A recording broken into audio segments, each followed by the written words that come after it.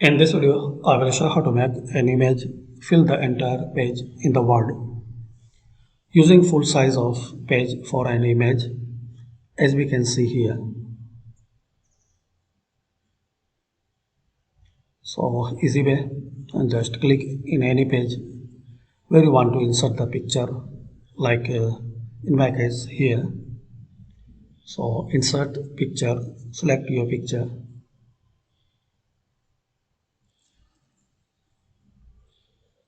Now right click on it and in the wrap text, select behind text.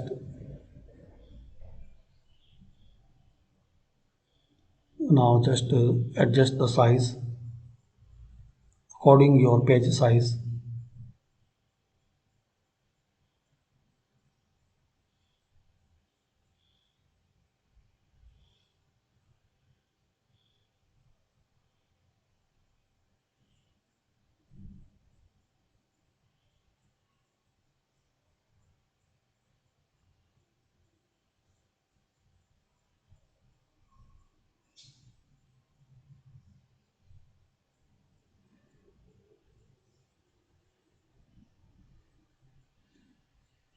That's it.